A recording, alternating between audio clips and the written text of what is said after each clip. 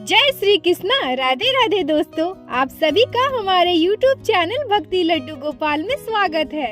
आज मैं आप लोगों के साथ लड्डू गोपाल की एक दिल दहलाने वाली और बहुत ही आश्चर्य करने वाली घटना शेयर करने वाली हूँ। आप लोग सोच भी नहीं सकते कि लड्डू गोपाल के साथ कोई कैसे ऐसा व्यवहार कर सकता है, कोई कैसे लड्डू गोपाल की सेवा न करके उन्हें खुद से दूर कर सकता है। आज की ये कहानी है भोपाल में रहने वाली स्वाति जी की। स्वाति जी कहती हैं कि शादी से पहले मैं ऑफिस में काम किया करती थी। जब मेरी शादी हुई तो मैंने अपने ससुराल वाले से कहा कि मुझे अपने काम को फिर से शुरू करना है, मैं ऑफिस में फिर से काम करना चाहती हूँ। मेरे ससुराल वाले बहुत अच्छे हैं, उन्होंने मुझे कभी किसी चीज से नहीं रोका, ना ही मना किया। उन्होंने कहा ठीक है, अगर तुम करना चाहती हो तो तुम कर सकती हो। मैं अपना काम दोबारा से शुरू की। अब मेरी शादी को 1 साल से ज्यादा हो गया है। एक बार हमारे ऑफिस वाले सबने मिलकर वृंदावन जाने का प्लान बनाया। हम सब बहुत खुश थे कि हम भी बांके बिहारी जी के दर्शन करेंगे।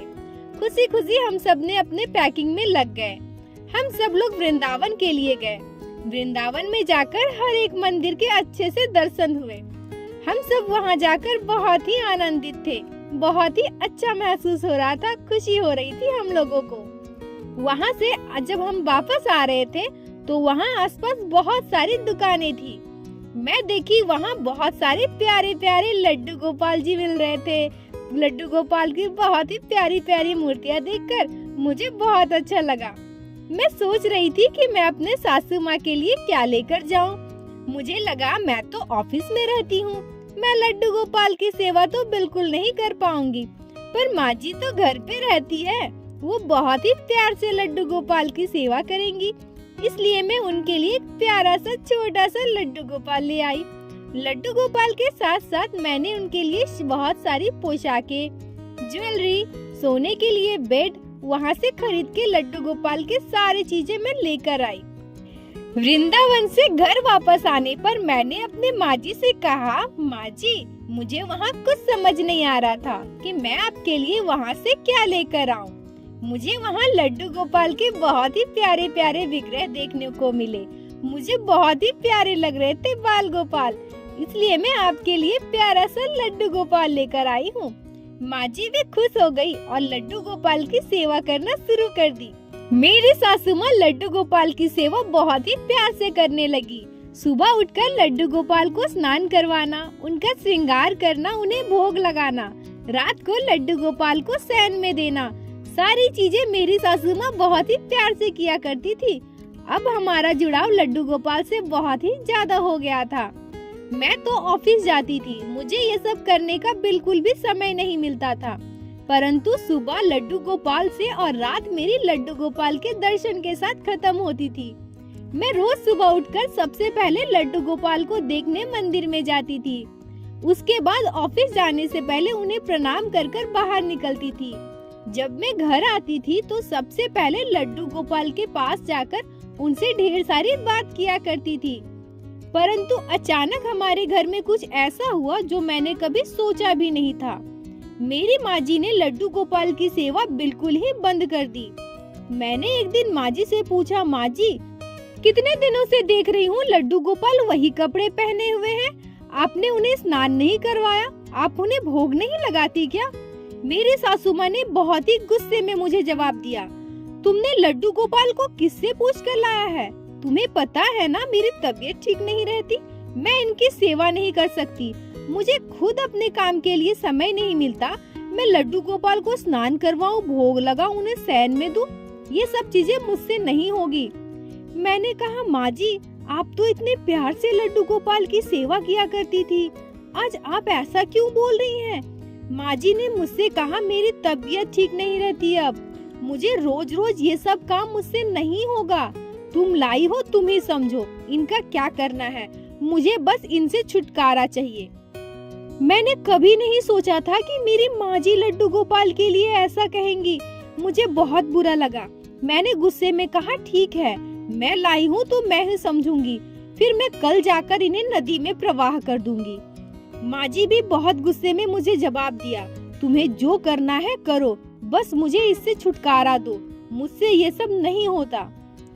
माँ जी के बातों को सुनकर मुझे बहुत गुस्सा आ रहा था और बहुत बुरा भी लग रहा था कि वो लड्डू गोपाल के लिए ऐसा कैसे बोल सकती है। पर मैं भी क्या करती, मुझे भी सुबह ऑफिस जाना होता है, मेरे पास बिल्कुल भी समय नहीं होता है कि मैं लड्डू गोपाल की सेवा कर सकूं। अगले दिन ऑफिस जाते समय लड्डू गोपाल को बहुत ही दुखी मन से झोले में भर ली और साथ ही उनके सारे सामान को भी मैंने रख लिया। जब मैं नदी के किनारे पहुंची तो मैंने लड्डू गोपाल को झोले में से निकाला। मैंने लड्डू गोपाल से बहुत सारे बातें की। मुझे बहुत रोना आ रहा था, मेरे आंखों से आंसू नहीं रुक रहे थे। मेरे दिल में बहुत ही बुरा लग रहा था।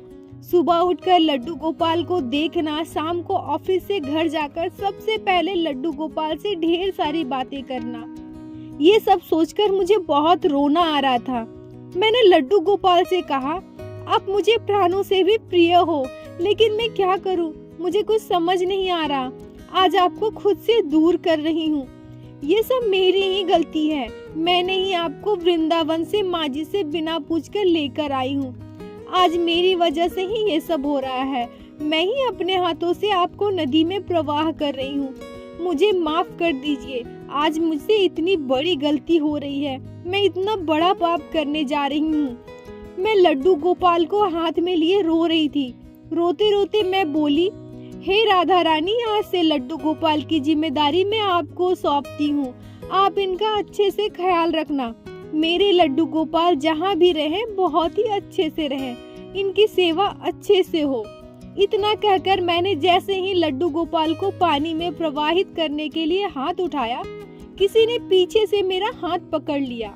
मैं पीछे पलटकर देखी तो एक 14-15 साल की लड़की खड़ी थी। मैं उससे बोली, क्या हुआ, तुमने मेरा हाथ क्यों पकड़ लिया? वो कहने लगी, आप क्या कर रही थी? लड्डू गोपाल को नदी में प्रवाहित कर रही थी क्या? आप ऐसा क्यों कर रही हैं? मैंने उनसे कहा कि मेरे घर में इनकी सेवा करने के लिए कोई भी नहीं है। मेरी माँ जी बीमार रहती है और मुझे ऑफिस जाना होता है। इनकी सेवा मेरे घर नहीं हो पा रही है, इसलिए मैं इन्हें नदी में प्रवाहित कर रही हूँ। उस लड़की ने मुझसे कहा कि अगर आपको एतराज ना हो तो आप लड्डू गोपाल की सेवा मुझे दे दो, मैं उनका बहुत ही अच्छे से ख्याल रखूंगी। मैं उस लड़की से बोली कि तुम करोगी लड्डू गोपाल की सेवा? तुमने अपने घर में पूछा है? तुम्हारे घर वाले कुछ बोलेंगे नहीं? वो लड़की मुझसे कहने लगी, आप उनकी फिक्र मत करो, लड्डू गोपाल को आप मुझे दे दो। मैं बहुत ही प्यार से इनकी सेवा करूंगी और इनके साथ हमेशा रहूंगी। मैं भी मन ही मन खुश हो गई कि चलो अब मेरे लड्डू गोपाल को पानी में विसर्जित नहीं करना पड़ेगा।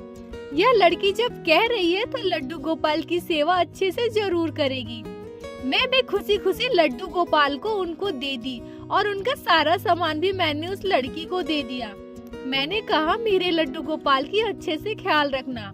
उस लड़की ने मुझसे कहा कि आप परेशान ना हो, मैं उनका अच्छे से ख्याल रखूंगी। लड्डू गोपाल मुझे मेरे प्राणों से भी प्रिय है। उस लड़की की बात सुन के मुझे बहुत अच्छा लगा, मुझे बहुत खुशी हुई। फिर मैं ऑफिस चली गई। दोस्तों, अब आप लोगों को लगता होगा कि यहाँ पे राधा रानी की कृपा कैसे हो गई, कौन सा चमत्कार हुआ यहाँ। परंतु उस रात जो एक ऐसी घटना घटी जिसे मैंने कभी सोचा भी नहीं था, जिसे सुनकर आपके भी होश उड़ जाएंगे। स्वयं राधा रानी मेरी माँ जी के सपने में आती है। मेरी माँ जी से कहती है कि तुमने लड्डू गोपाल की सेवा नहीं की, तुम्हारी बहू ने लड्डू गोपाल को मुझे दे दिया। अब मैं उनका बहुत ही प्यार से सेवा करूंगी, उनका अच्छे से ख्याल रखूंगी। तुम अपने बहू से कह देना कि लड्डू गोपाल जी की बिल्कुल भी फिक्र न करे। लड्डू गोपाल मुझे मेरे प्राणों से भी प्रिय है, मैं उनके साथ हमेशा रहूंगी। मैं जब सुबह उठी तो माँ जी ने मुझसे कहा कि लड्डू गोपाल को तुमने नदी में ही विसर्जित किया था ना। मैंने उनसे कहा, नहीं माँ जी, मैं लड्डू गोपाल को नदी में विसर्जित करने तो गई थी, परंतु वहाँ एक लड़की आई, उसने मुझसे लड्डू गोपाल की सेवा ले ली।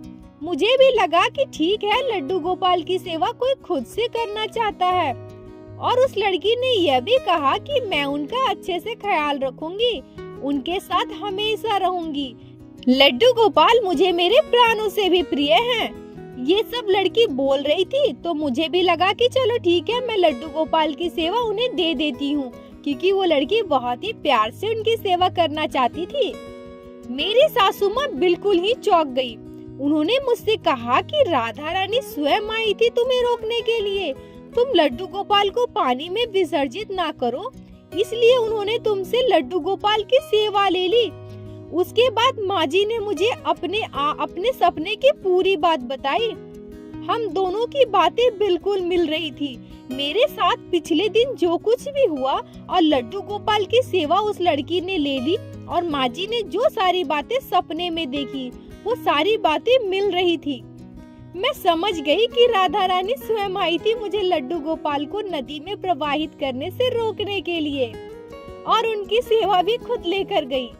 बोलो बाके बिहारी लाल की जय, लड्डू गोपाल की जय, जय जय श्री राधे। दोस्तों, अगर आप लोगों की आज की लीला कथा अच्छी लगी हो, आपके दिल को छुई हो, तो कृपया वीडियो को लाइक करके ज्यादा से ज्यादा शेयर करें, ताकि लड्डू गोपाल की महिमा को और भी लोग श्रवण कर सके, और चैनल को अवश्य सब्सक्राइब कर ले, ताकि इसी तरह श्री बाके बिहारी लड्डू गोपाल की लीला कथा आप लोग हमारे चैनल पे सुन सको। राधे राधे दोस्तों।